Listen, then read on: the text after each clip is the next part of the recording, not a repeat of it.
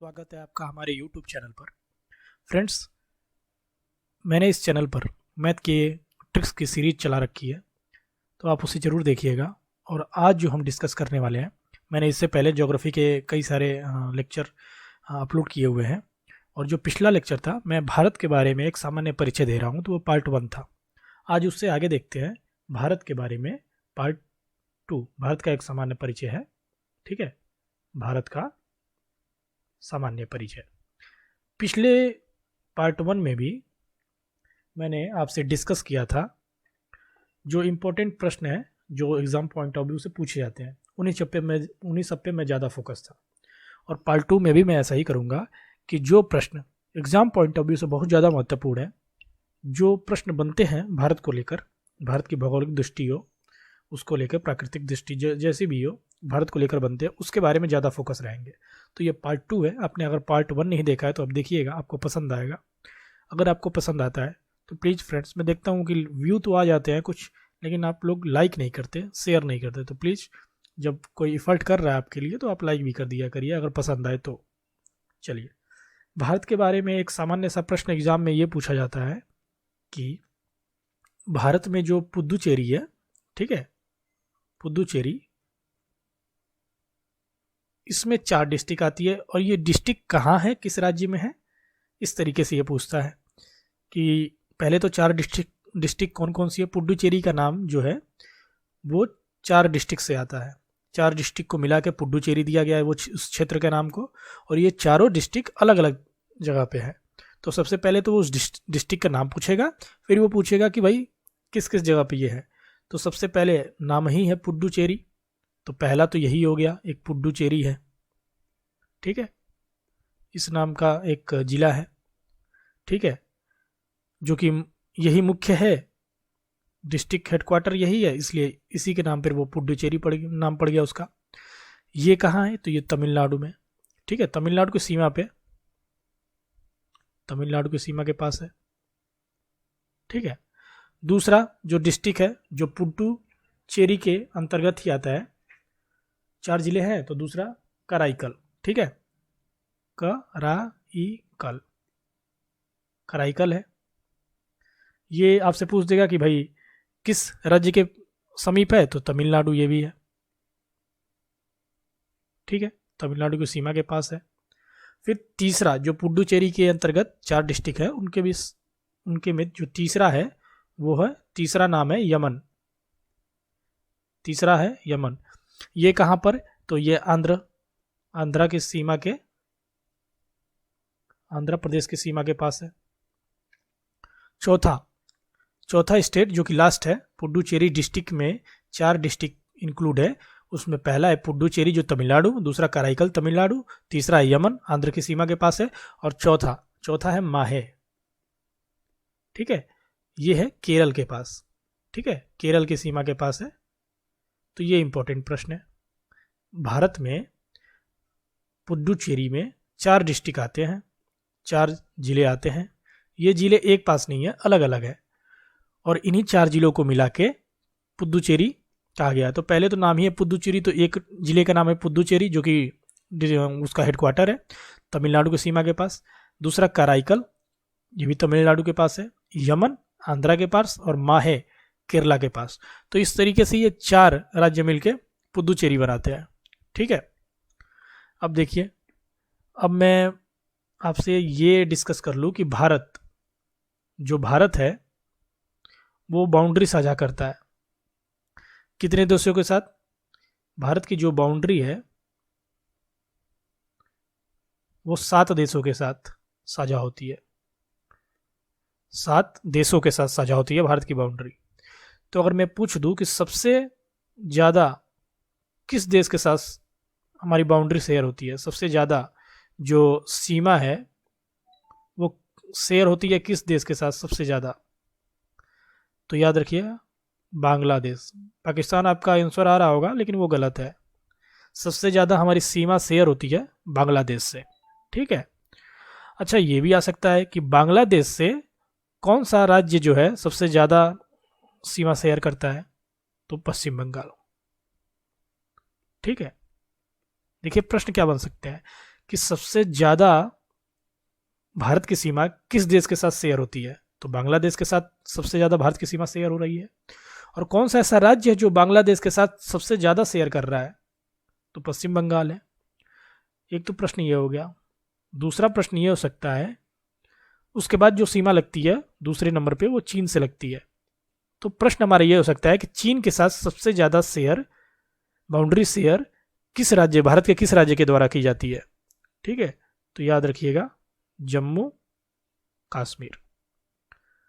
ठीक है, आपका उधर अरुणाचल की तरफ जा रहे होंगे, लेकिन अरुणाचल की तरफ नहीं, ये भारत का ऊपर की जो चोटी है इधर, इधर से सबसे ज़्यादा अक्साई चीन वाला एरिया है, उधर ज़्यादा लद्दाख वाला, उधर ज़्यादा शेयर होता है। तो जम्मू कश्मीर जो है चीन के साथ सबसे ज़्यादा बाउंड्री बनाता है, भारत का ऐसा राज्य है ये। ठीक है, अब देखिए अगला प्रश्न ये भी आ सकता है कि हमारी सीमा जो है तो वो तो तीसरे नंबर पे पाकिस्तान के साथ शेयर हो रही है। ठीक है, तो आपका प्रश्न ये भी हो सकता है कि भाई पाकिस्तान के साथ हमारा कौन सा राज्य है जो सबसे ज़्यादा शेयर कर रहा है बाउंड्री, और आपके दिमाग में ये भी आएगा कि जम्मू कश्मीर, लेकिन गलत है, राजस्थान। भारत देश का राजस्थान राज्य जो है वो सबसे ज़्यादा सीमा साझा करता है पाकिस्तान के साथ। ठीक है, अगला प्रश्न देखिए। अगला है हमारा कि नेपाल साझा करता है सीमा भारत के साथ। पहले पे है आपका सबसे ज़्यादा सीमा साझा करता है बांग्लादेश, और वह राज्य जो सबसे ज़्यादा बांग्लादेश के साथ सीमा साझा कर रहा है पश्चिम बंगाल। चीन के साथ हमारी सीमा साझा होती है, तो कौन सा राज्य सबसे ज़्यादा करता है, जम्मू कश्मीर सबसे ज़्यादा साझा कर रहा है अपनी सीमा। पाकिस्तान के साथ राजस्थान साझा कर रहा है, और नेपाल के साथ याद रखिएगा बिहार। अगर आपके दिमाग में उत्तर प्रदेश आ रहा है तो वो नहीं, वो दूसरे नंबर पे है। लगभग समथिंग अबाउट 780 किलोमीटर के आसपास बिहार साझा करता है, और उत्तर प्रदेश जो है नेपाल के साथ आपका लगभग 500-550 के आसपास, एग्जैक्ट फिगर नहीं लेकिन 500-550 के आसपास ये सीमा साझा हो रही है। ठीक है, अब देखिए सीमा तो साझा हो गई नेपाल की किसके साथ सबसे ज़्यादा, बिहार के साथ। उसके बाद आता है हमारा म्यांमार में। अब ध्यान में रख के ज़रा सोचिए कि म्यांमार के साथ सबसे ज़्यादा कौन सा राज्य साझा करता होगा अपना सीमा, तो याद रखिएगा मिजोरम। ठीक है, मिजोरम सबसे ज़्यादा बाउंड्री शेयर करता है म्यांमार के साथ। उसके बाद आपका है भूटान। ठीक है, ये 5वां नंबर था, ये 6ठा नंबर था। भूटान के साथ भारत तो सीमा साझा करता है, लेकिन वो राज्य जो सबसे ज़्यादा साझा कर रहा है इसके साथ सीमा, तो जो हमारा राज्य है असम सबसे ज़्यादा सीमा साझा कर रहा है भूटान के साथ। 7वें नंबर पे आएगा अफगानिस्तान। ये बहुत छोटी सीमा साझा होती है अफगानिस्तान। ठीक है, लगभग 100 किलोमीटर के आसपास हम अफगानिस्तान से सीमा साझा करते हैं। तो जम्मू कश्मीर ही है, एक ही राज्य ही है जो अफगानिस्तान के साथ सीमा साझा कर रहा है, और ये भी जम्मू कश्मीर पीओके वाला। ठीक है, वो सीमा साझा होती है हिंदुस्तान की। तो इस तरीके से हमने बताया कि 7 देश हैं जो भारत के साथ सीमा साझा करते हैं। पहले नंबर पे है बांग्लादेश। ठीक है, दूसरे नंबर पे है चाइना। तीसरे नंबर पे है पाकिस्तान। चौथे नंबर पर है नेपाल। 5वें नंबर पर है हमारा म्यांमार।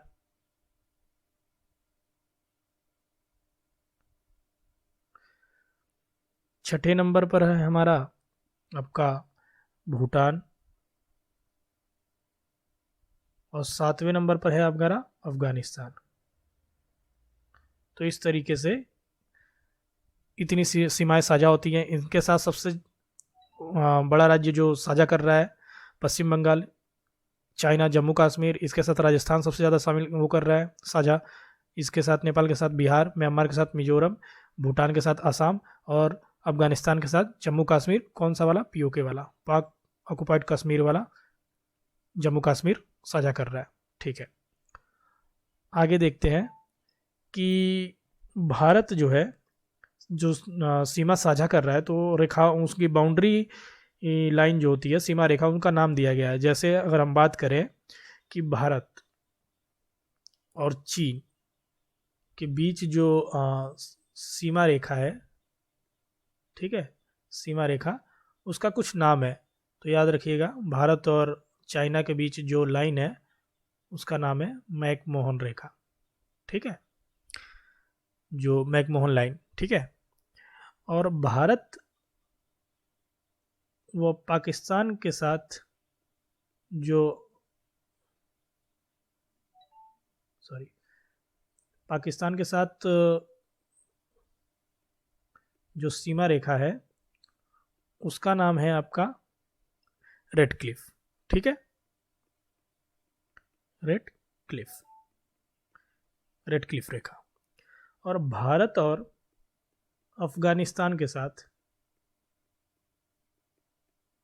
जो सीमा रेखा है उसका नाम है डूरंड, डूरंड रेखा, ठीक है। तो मैं, देखिए, मैं केवल आपके एग्जाम पॉइंट ऑफ व्यू से डिस्कस कर रहा हूँ। भारत चाइना के साथ मैकमोहन, भारत पाकिस्तान के साथ रेड क्लिफ, भारत अफगानिस्तान के साथ डूरंड, ठीक है। इसके पहले मैंने बाउंड्री बताई थी, कौन ज़्यादा शेयर करता है ये भी बताया था, पुडुचेरी के बारे में बताया था। तो ये सारी चीज़ें हैं जो वो बहुत ही इंपॉर्टेंट है, और केवल मैं एग्जाम पॉइंट ऑफ व्यू से बात कर रहा हूँ, इंपॉर्टेंट प्रश्न जहाँ से आते हो, ठीक है।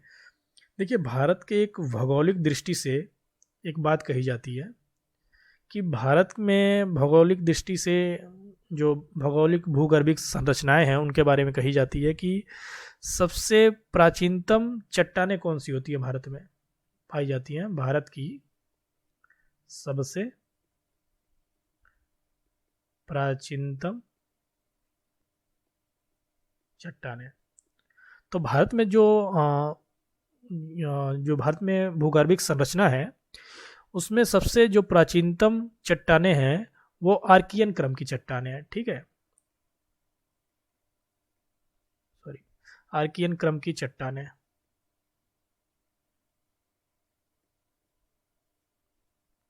वो सबसे पुरानी है, सबसे प्राचीन चट्टानें हैं भारत में जो पाई जा रही हैं। वो कौन सी है? आर्कियन क्रम की चट्टानें। उसके बाद धारवाड़ क्रम की चट्टानें आती हैं। देखिए, ये अगर बताया जाए कि भारत में खनिज की दृष्टि से सबसे जो धनी चट्टानें, खनिज की दृष्टि से धनी चट्टानें भारत में वो कौन सी चट्टानें है? तो आपको याद रखना है धारवाड़ चट्टानें। तो इस तरीके से आप बता देंगे कि भाई प्राचीनतम आर्कियन क्रम की चट्टानें हैं, सबसे धनी चट्टानें भारत की धारवाड़ क्रम की चट्टानें हैं, ठीक है। आपसे ये पूछ सकता है कि कोयला जो है किन चट्टानों में पाया जाता है? कोयला किन चट्टानों में पाया जाता है भाई? तो आप बताएंगे इसे कि गोंडवाना क्रम की जो भी चट्टानें हैं, ठीक है, गोंडवाना क्रम की जो भी चट्टानें हैं उनमें क्या पाया जाता है? कोयला। तो इस तरीके से आप कुछ भूगर्भिक संरचना के अंतर्गत ये भारत की जो भूगर्भिक संरचना है जिसमें चट्टानें पाई जाती है उन चट्टानों से ये इंपॉर्टेंट प्रश्न निकलते हैं। पहला प्रश्न आपका इंपॉर्टेंट इसमें ये निकलता है कि इसमें सबसे पुरानी चट्टानें कौन सी है? तो आप बता सकते हैं आर्कियन क्रम की चट्टानें। खनिज की दृष्टि से जो सबसे भारत में धनी चट्टानें पाई जाती हैं उसको बता सकते हैं कि भाई धारवाड़ क्रम की चट्टानें। और कोयला किन चट्टानों में पाया जाता है भारत में? तो आप बता सकते हैं गोंडवाना क्रम की चट्टानों में कोयला पाया जाता है। तो इस तरीके से ये भारत की भूगर्भिक संरचना के बारे में आप बता सकते हैं। सारे बहुत महत्वपूर्ण है, मैं वही डिस्कस कर रहा हूँ जो एग्जाम पॉइंट ऑफ व्यू से आते हैं। और आपको अगर पसंद कर रहा हो तो प्लीज़ लाइक करिएगा, दोस्तों के साथ शेयर करिएगा। चलिए आगे देख रहे हैं कि भारत को प्राकृतिक भागों में विभक्त किया गया है। तो भारत को 4 प्राकृतिक भागों में विभक्त किया गया है, ठीक है, प्राकृतिक भागों, 4 प्राकृतिक भागों में विभक्त किया गया है। पहला है उत्तर का हिमालय, ठीक है, उत्तर में जो हमारे हिमालय पर्वत है वो पहला है। दूसरे, अगर जो इस क्रम में दूसरे की बात करें तो उत्तर का विशाल मैदान, जो गंगा यमुना का विशाल मैदान है, ठीक है, हिमालय से नीचे आने पे जो उत्तर प्रदेश बिहार का क्षेत्र आता है, तो ये विशाल मैदान, उत्तर का विशाल मैदान। तीसरे की बात करें अगर हम, तो दक्षिण का पठार, ठीक है, दक्षिण का पठार। और चौथा जो प्राकृतिक भागों में सबसे लास्ट पॉइंट है वो तटीय प्रदेश और द्वीप समूह, जो समुद्रीय सीमा के तरफ जो सटे हुए हैं उन प्रदेशों की बात होती है चौथे भाग में। तटीय प्रदेश व द्वीप समूह, जो द्वीप समूह है उनकी भी बात हो रही है चौथे में ही। तो अगर इन चारों को हम पढ़ लेते हैं तो भारत की प्राकृतिक भागों के बारे में पढ़ लेंगे। पहला उत्तर का हिमालय आएगा, दूसरे में उत्तर का विशाल मैदान आएगा, तीसरे में दक्षिण का पठार और चौथे में तटीय प्रदेश व द्वीप समूह। इस तरीके से ये चार हमको पढ़ने हैं। तो इन चारों को हम अगले वीडियो में देखेंगे। लेकिन आज जो भी हमने बताया है वीडियो में, जो भी इम्पोर्टेंट अगर लगे हैं आपको तो प्लीज़ लाइक कर दीजिएगा, शेयर करिएगा। और आगे जो सीरीज आने वाली है इन सब की, ज्योग्राफी की, उससे संबंधित अगर आप प्रश्न और आंसर इस तरीके से चाहते हैं जो एग्ज़ाम में ना छूटे तो आप सब्सक्राइब भी कीजिएगा। और आपका धन्यवाद, अभी तक आप वीडियो देख रहे हैं तो प्लीज़ लाइक कर दीजिएगा। Thank you.